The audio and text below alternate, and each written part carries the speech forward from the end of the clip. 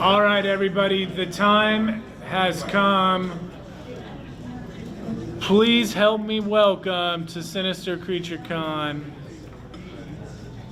Jason himself. Everybody, Kane Hodder.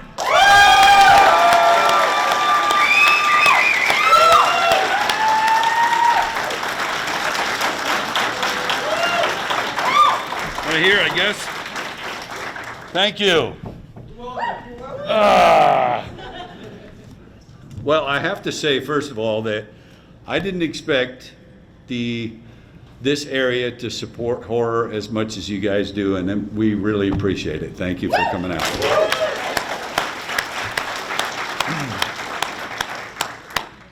Can I use this one, or it doesn't matter? This one right here, yep. Okay. So, how has your day been? Very busy. And those of you that stood in the line, sorry if it took a while, but hopefully it was worth it. And, I disappointed some people today because I cannot do the choke pose anymore because of circumstances beyond my control. I'm prohibited from doing it. So, just to make up for that, before we leave this room, I'll punch somebody in the face. Is that all right?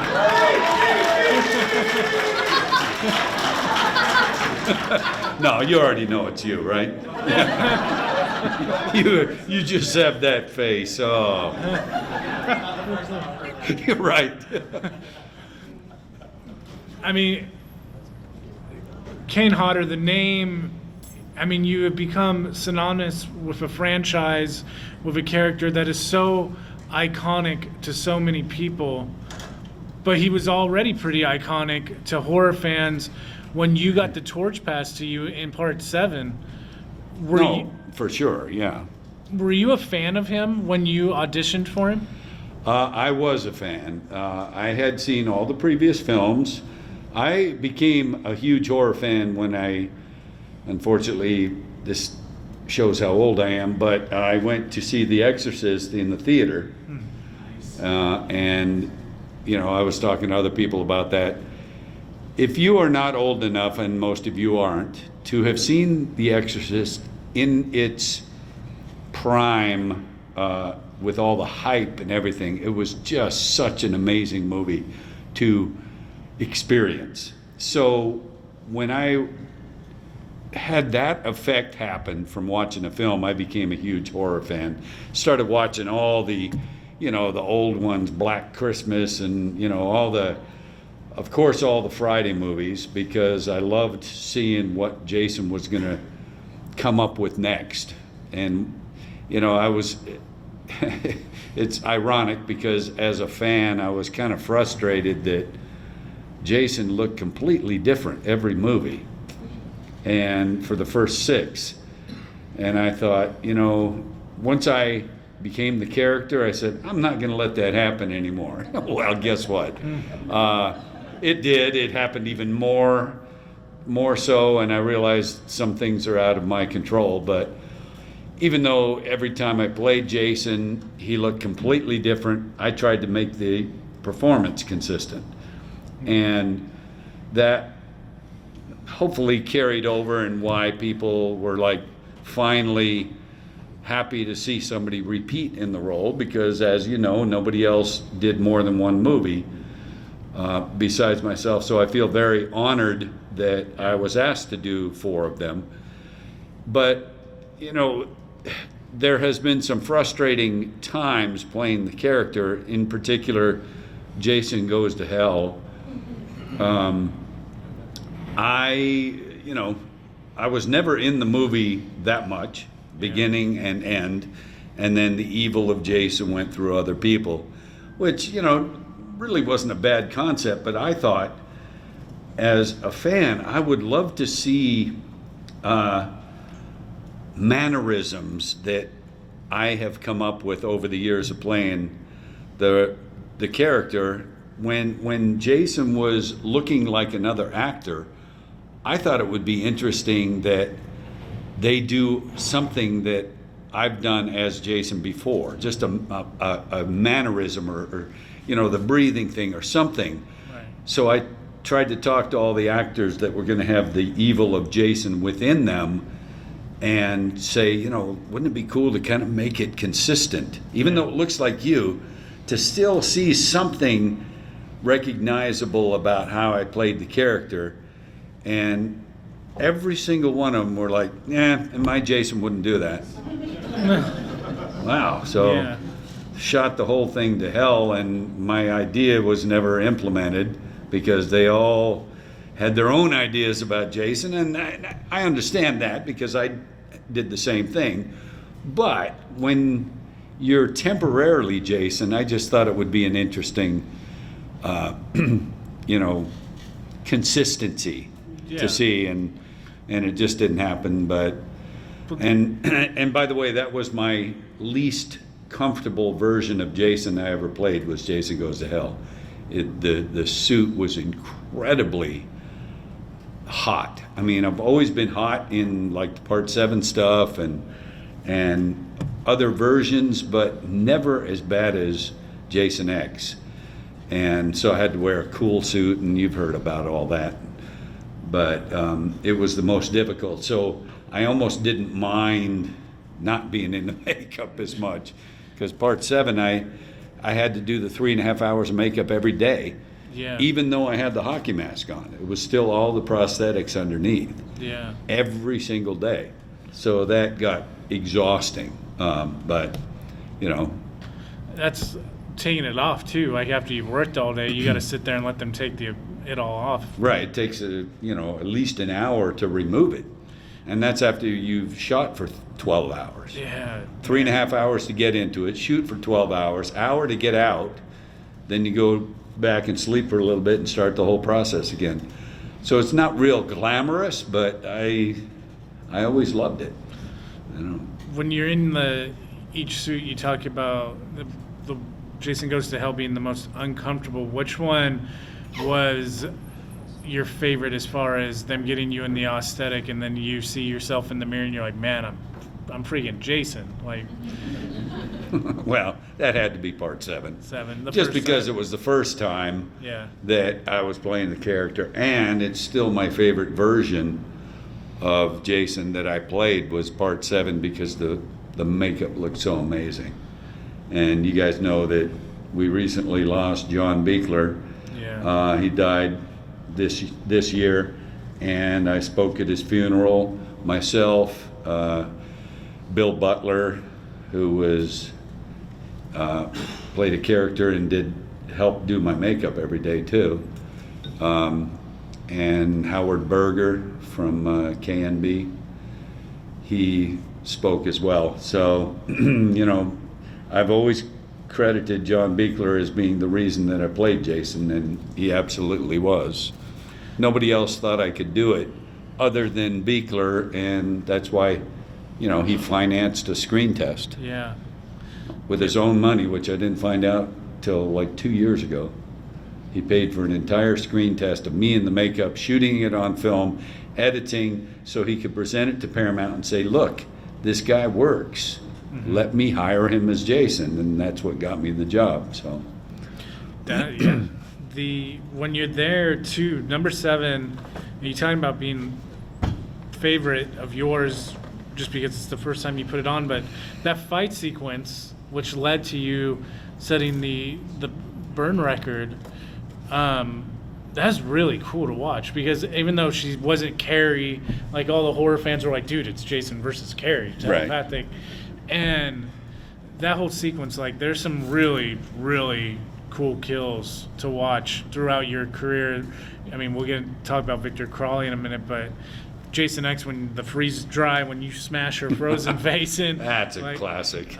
Frozen head, sleeping bag, frozen head, punching the motherfucker's head off on top of the building.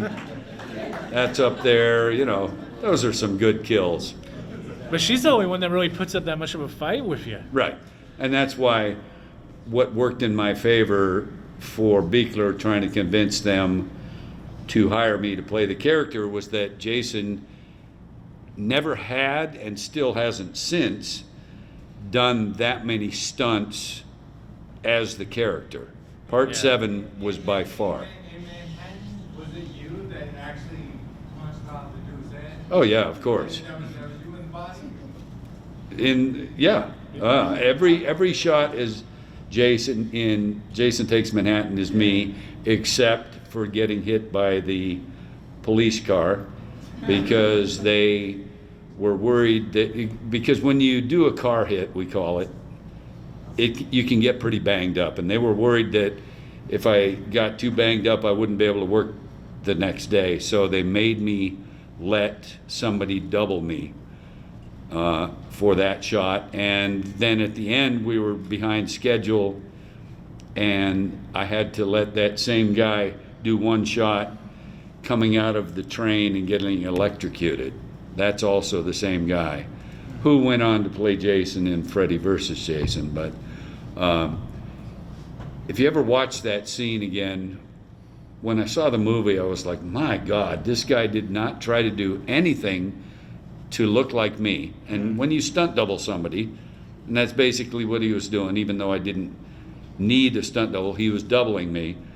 He did nothing to make it look like my performance. When he walks off that train, if you ever watch that movie again, watch that scene where Jason steps off the back of the train right before he gets electrocuted on the third rail or whatever you call it.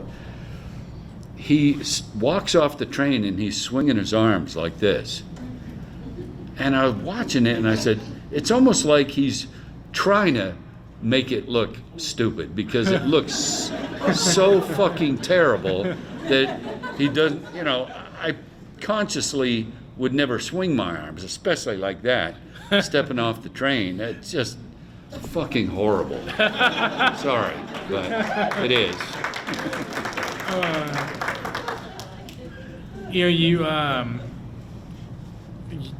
You mentioned what Freddy versus Jason and you not doing it, but that in turn led you to the Hatchet franchise.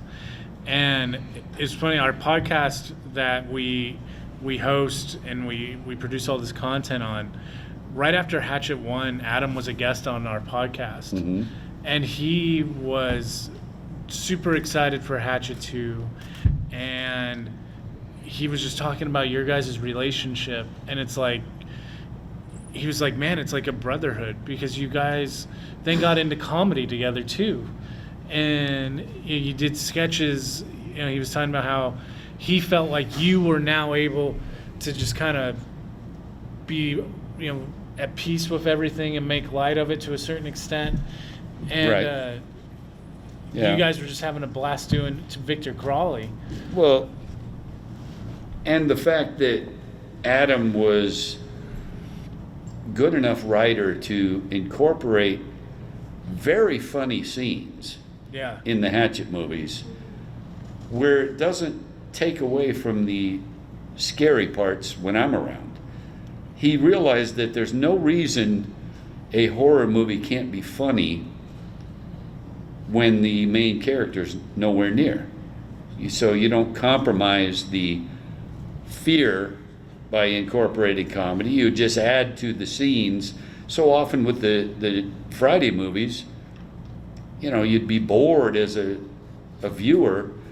Come on, let's get Jason back to make some excitement happen. But with the Hatchet movies, the scenes in between were so entertaining because the actors were so good with the comedy.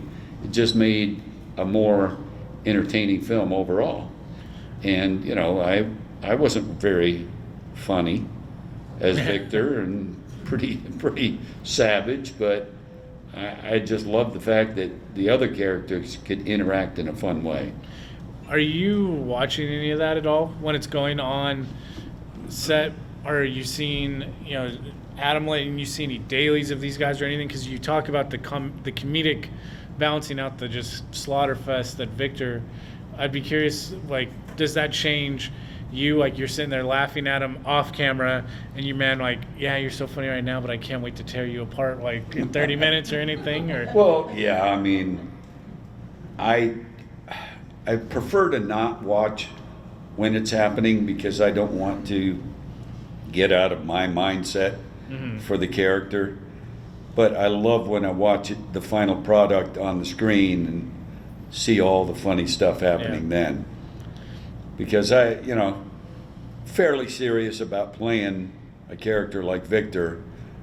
And it's not that I can't laugh and then be violent the next moment, but I just like to stay in the mood, I guess you could say. It's what's cool about that franchise too is you always have a very cool connection usually with a main horror character and their parentage.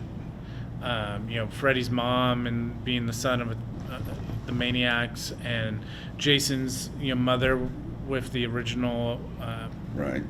Friday. You with Hatchet, you get to play both, which was really cool. You get to be his dad and be him. And I don't even think, if I remember correctly, in the first movie, I'm not sure that scene with Victor's dad was even written. When Adam said, "I'd like you to play this character, Victor Crowley," I said, well, how about giving me something a little more dramatic to do also? I love doing the killing stuff, but I want to show the audience that I can do other things. And so he incorporated that scene, and my sons are in that first Movie film too. Oh, Yeah, wow.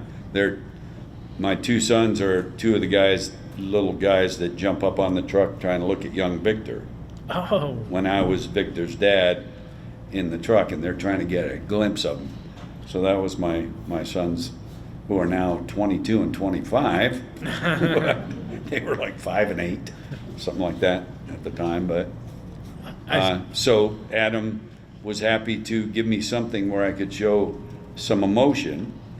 And then in the past 2-3 years, filmmakers realize when they make a horror film, in order to interest somebody that has a name in horror, you like to offer them something that they haven't really done. Because an actor likes to challenge themselves and do something new. So, I've been doing some comedy stuff lately. And first of all, with stunts, I never thought I would love something on film as much as I did love doing stunts. Then I started doing dialogue and ended up really enjoying the challenge of delivering lines in a believable manner and with emotion and stuff like that. And now with the comedy, it's just the same way. I love doing the comedy. I just did a movie, it's an anthology, where I am doing a segment. I don't know if you remember the Ray Liotta Chantix commercial. I do a version of that as myself, saying, "Hi, I'm Kane Hodder. I've killed a lot of people on film, known as the deadliest man in Hollywood," whatever. And then I say, "But my desire for brutal violence doesn't always stay on the set. That's why I take Murderall. It's a capsule that helps keep my violent tendencies, in check." And as I do this infomercial, basically, I get to the point where I say, "Sure, there are side effects." And that's where it became fun, because every take I did of that section, I added another side effect that it just popped into my mind, ad-libbing the whole time. And it's just, I don't want to say too much about it, but it's some very funny side effects, and my reaction to them was just so much fun. And I keep getting surprised that I love doing something on film as much as I did previous things, and it's so much fun. And when producers challenge you with something new, that's what'll pique your interest. gets you reinvigorated Yeah. into it. Yeah. What was the funnest set for you to just kind of like mess around on? Oh, all of them. Because, I don't know if you guys have seen the documentary or anything. I talk about a lot of on-set hijinks and, fucking with people and scaring them and practical jokes. And, I'm in that makeup as Victor or Jason so many hours a day.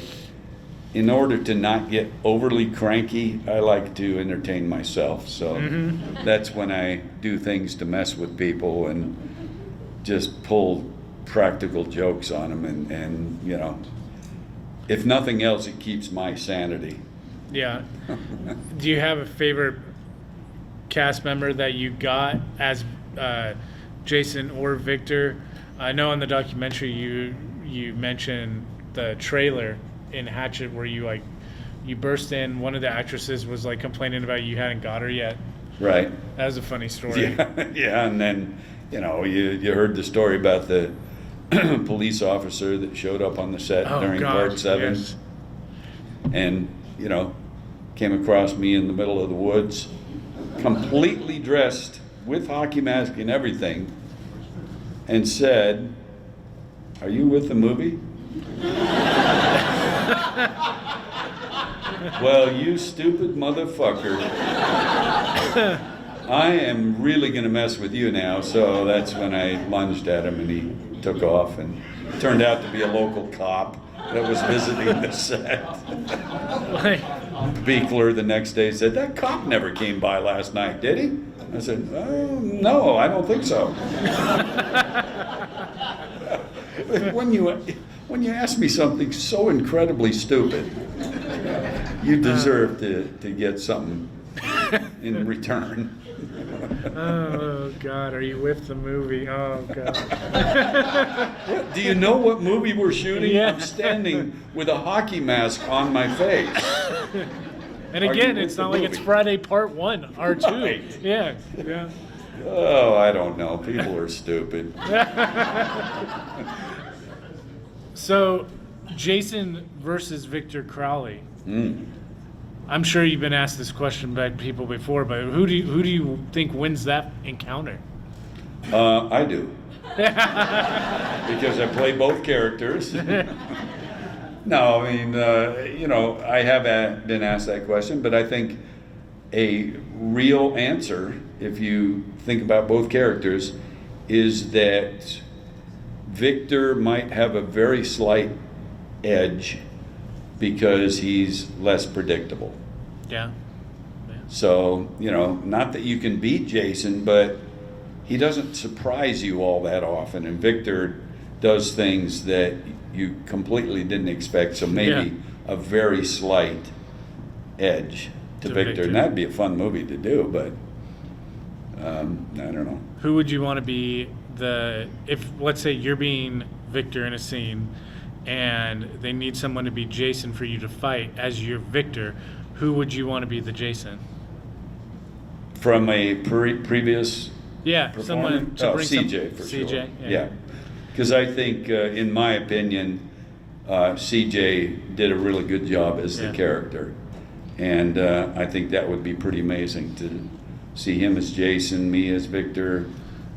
It's kind of cool to see you evolve because the jump before CJ to CJ, like he becomes very fast and he really has that killing machine.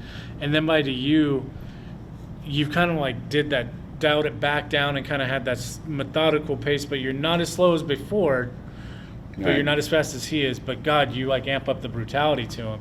So it was cool to see you take his ball and run with it in your own style. Yeah, I mean, if it hadn't been for Beekler, I think CJ probably would have played the character again. And just in my opinion, I don't think there was any other actor that could have done another one. Yeah. Just for my enjoyment. I just, I didn't think anybody else, I would say, other than CJ. So, let's make sure we get everybody's questions answered. So if you have one, raise your hand and we will call on you. All the way in the back row there came up first. What was the scariest writing that you played in, and did you ever get scared in the film? So the scariest one while filming? Yeah. Oh boy. None of them. I mean, you know, if you've ever been on the set of a film, even scary films and stuff like that, it's not very scary because things are done in such short pieces. And it doesn't become scary until the editing process and the music and everything. You know, I would say that Part 7 was what started interesting me in the paranormal world. And that's why I formed this group, Hollywood Ghost Hunters, with my buddy Rick. Because some odd things happened on the set that were like, why would that happen? And I know you're gonna ask for specifics, and I don't really, nothing comes to mind, but I just remember feeling like, God, this is strange that some different things have happened. I wonder if that could be something paranormal. So I guess maybe parts of the exteriors in Part 7 were a little bit creepy because of where we were, but you know, I think you've heard me talk about this before, but Part 7 was completely unusual in that we shot the entire movie's interiors in Los Angeles for about 4 weeks. Every single interior shot of the film was done first. Then we went to Alabama and shot all the exteriors, which is, I've never had another film shot like that before or since, and I've done like 170 films now. So it was so unusual to do a film like that and keep your performance consistent. You know, you do a shot where you walk into the house, you know, weeks before the very same shot on the outside where you enter to walk in. So you have to remember how you were, you know, acting exactly. So it was tough, but that's probably why the Part 7 exteriors might have been the strangest. Guy right here with the bracelet on. Me? Yeah. Okay, hello, Mr. Hodder. I guess my question is favorite 80s horror flick? 80s? Interesting, because I always say The Exorcist, as I said before, but that was 70s.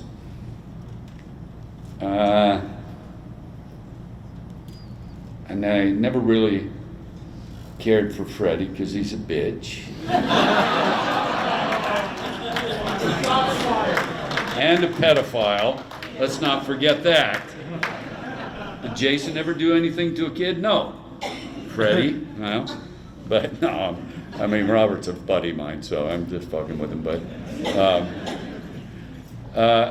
probably, and you know, it's something I always kind of wished I could have been a part of, but probably the second, I think, was in the 80s, the second Halloween movie, or was that still 70s? No, yeah, barely in 80s. Yeah.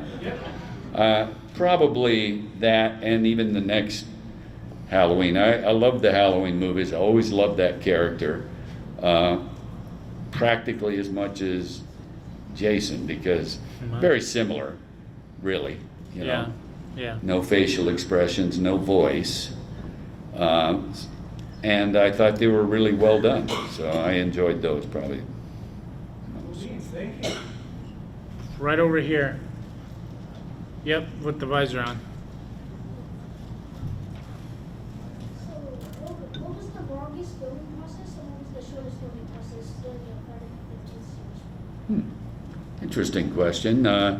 The longest shooting schedule that we ever had for one of the Fridays that I did was Jason X.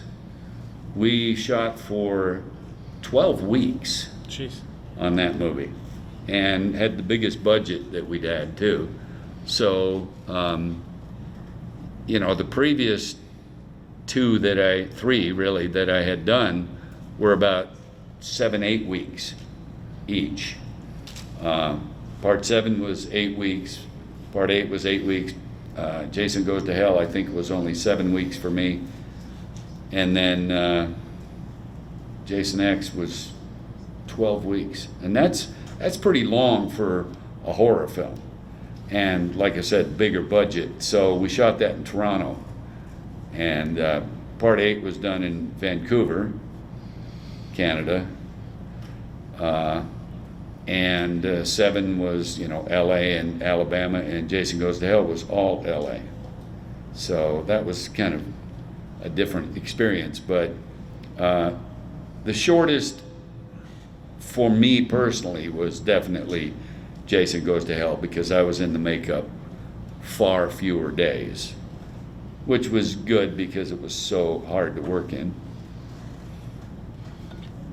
Red beret all the way in the back. Yep, you're doing your hand thing right there. Okay, do you have any good Steven Seagal stories?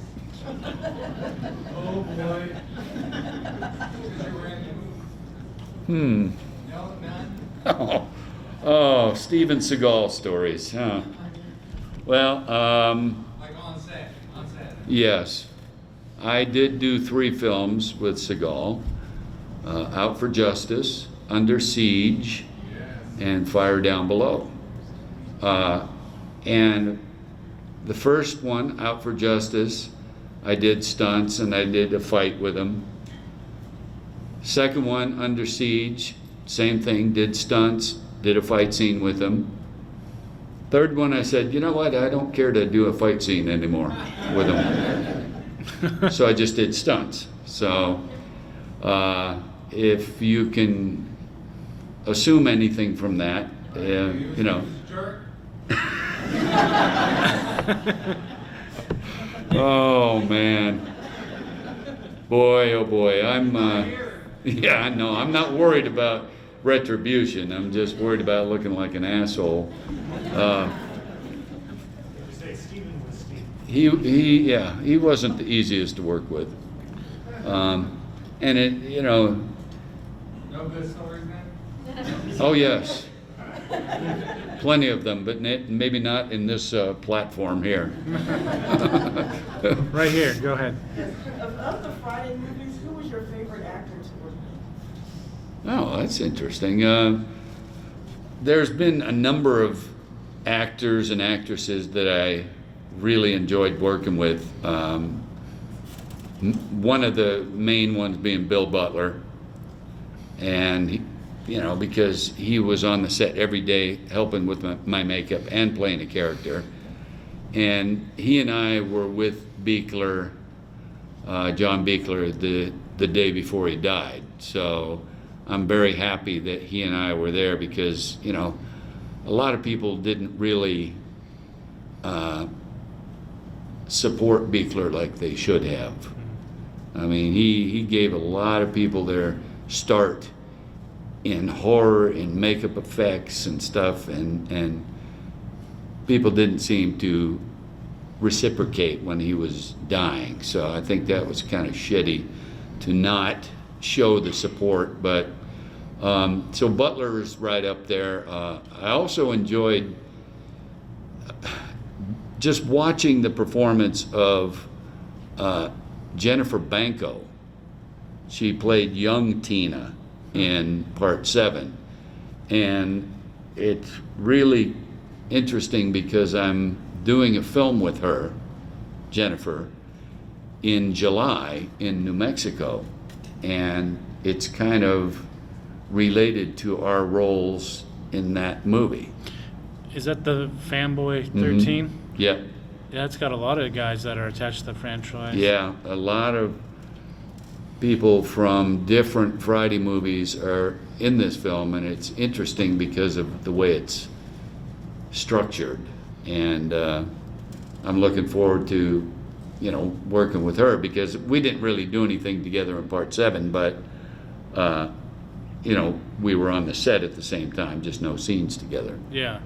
And I loved working with Jim Isaac, who directed Jason X. He wasn't an actor, but tremendous director. And there's, unlike the question that was asked there, there's nobody in any of the Friday movies that I didn't enjoy working with, and that's true. I just think that, I don't know if I was lucky and didn't work with any people that were assholes or whatever, but I just had nothing but good experiences with everyone involved with the Friday movies. And I think you would understand that I wouldn't say that if it wasn't true. I'd avoid talking about it. Just like a good story. It wasn't good, long as a sad story. Well, have you ever seen him run? You don't run like him, right? Huh? You don't run like him. No. It's almost impossible to see footage of him running, but it's comical. It's comical. He cannot run for shit. And it's tough when every movie I did, a stunt person had to go to the hospital while fighting with him. Yeah. Because it's not like we don't mind taking some contact, because I personally, whether I'm giving or taking, I like to make some good contact to make a scene look better. Make it look good. But when you go so far beyond that you have to protect yourself from injury, then it looks shitty on film. Yeah. And, it just didn't seem to be the same thought process there. The guy with the clown glove on, like 4 rows back. Go ahead. Top 5 favorite horror movies, go. Halloween 1 and 2, Exorcist, no nightmare movies. Jason X. No, Part 7 Part is still, 7. my favorite. And I did like the first Texas Chainsaw Massacre. It was pretty inventive. And Black Christmas I thought was interesting. So. Psycho, it's all right. It's all right. Orange shirt. You talked about how you enjoyed how Victor Crowley had the humor in it. How would you kind of like to see humor brought into Friday the 13th? Like how Jason takes Manhattan, maybe he takes on a clown school. Oh. Well, I mean, there was a little bit of humor in Jason Takes Manhattan, but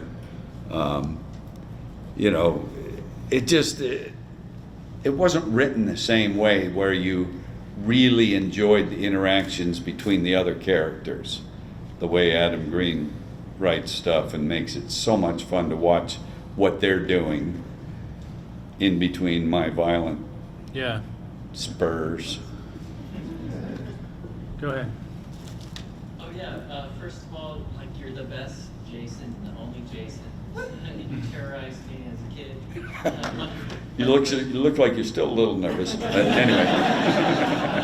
Oh yeah, of course. So I'm curious about the development of the Friday the 13th video game, because I really enjoy being you in the video game. And also, you can punch me in the face if you want. Okay, now remember you said that. When I have the cops come because he's unconscious on the ground, remember he said it was okay for me to do that. The video game, obviously, first of all, before I get to that, I had done motion capture for a video game years ago that was going to be about a killer at a summer camp. I was like, wow, that sounds familiar. Yeah. And we did some mocap and the game never happened. So when Gun Media approached me and said, we're going to do a real video game, not like the Nintendo one, that put a picture of me on the game, and I didn't get dick from it, which I didn't care, but I was just happy they used a picture of me. They could have used anyone. Yeah.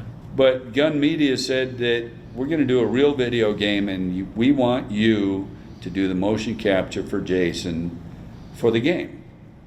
And I was very honored that their opinion was that it should be me, because it's motion capture. It could be anybody, really. Yeah. So the fact that they thought, no, it shouldn't be just anybody. It should be the guy that is most known for playing the character. So I was very, very happy and honored that they asked me to do it. And, you know, maybe you've heard me talk about this before, but the process of the motion capture took almost 2 years, where we would do a few days, a session, and then a few weeks later do another few days, and we kept going on and on while they would render all the content and you know, incorporate it into the game.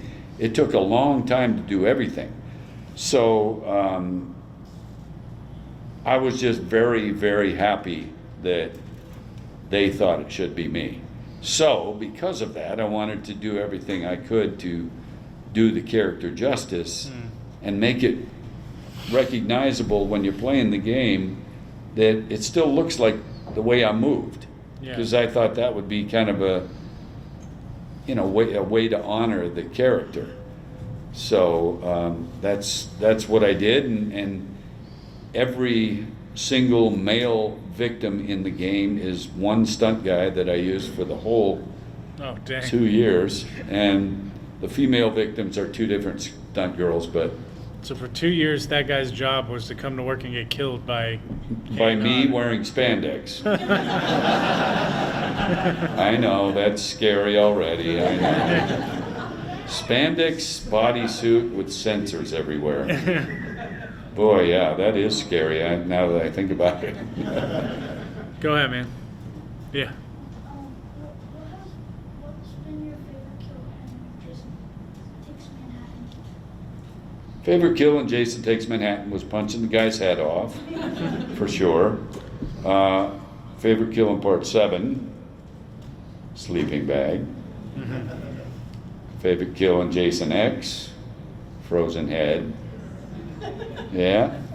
And, you know, I hardly even killed anybody in Jason Goes to Hell.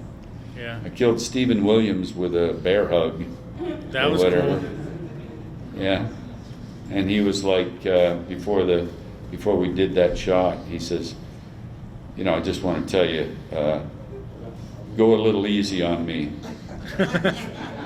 when you do the kill scene. I said, okay.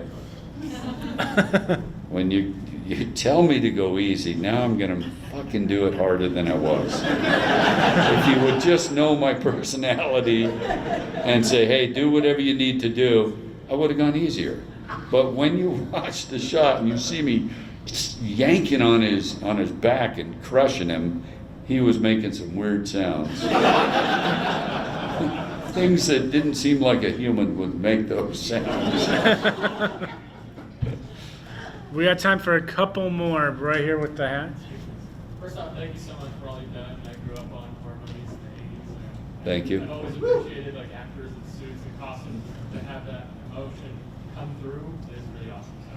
So, Well, thank you very much. Appreciate that. My question is have you ever had a down day or a time where you're just kind of like down? You can look back on your career, have like a certain one memory from any of the franchises or any of the films you worked on that lifts you up a little? There's been so many of those amazing moments, but you know, there's also been times where I couldn't believe, you know, forgetting about Jason, because once I was in the movie, I couldn't believe it was me playing the character. I felt like, holy shit, there's millions of people that know this character and now it's me. I don't know how that doesn't affect you, but aside from that, there's been so many amazing times where I, you know, like I've talked about some of these, so forgive me if you've heard some of these stories, but working with Charlize Theron on Monster. Yes. And I played the cop that arrested her at the end of the movie. And everyone on the set, while we were shooting the movie, there was all talk about, she's going to win an Oscar for this performance, because every day we would watch her do stuff that was jaw-dropping. It sounds like a cliche, but in her performance, it would be unbelievably uncanny what she would do that made it seem like she was Eileen Wuornos. So to be a part of that, and even though we didn't know she was going to win an Oscar, she did for that role. And, you know, I did a scene with her in an Oscar-winning role. That's kind of cool. For a guy that's a stunt guy, really, I've never been trained as an actor. And so if I have any talent, it's watching people like that. And, you know, then another time being on the set of Seinfeld. I did an episode and I did a fight scene with Kramer on Seinfeld, and that's when it was in its height of popularity, and now I'm on the set working, you know, performing, you know, things like that, and having working on Enemy of the State with Will Smith and Gene Hackman. And again, sorry if you've heard this story, but all the stunt guys were sitting around on the set, Enemy of the State. We were in Baltimore, I think it was at the time. And we're sitting around, and Gene Hackman comes walking over to us and says, hey fellas, I understand you have a videotape in your possession that I'd like to borrow. And we're like, not sure what he's talking about, but some of us knew. He goes, yeah, it's a video of Pamela Anderson. Motherfucking Gene Hackman borrowed our porno tape of Pamela Anderson. How cool is that? Come on. That's just amazing. We're like, you're one of us, Gene. Because we had worn that thing out. That's when it was like everybody wanted to see that thing. But, you know, there are just so many, 42 years now in this business. And, you know, that's why Dennis Herbert convinced me to tell my story on film so it could be more visual. You know, the book was good. I was very happy with it, but, you know, having the visual stuff just made it that much better.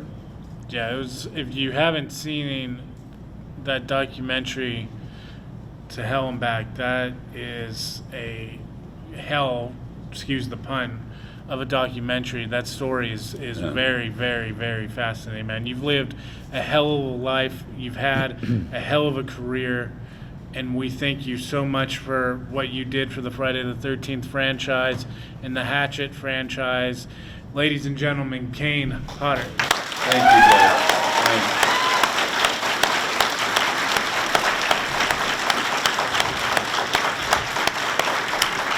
Thanks for doing that. Yeah, thanks, man.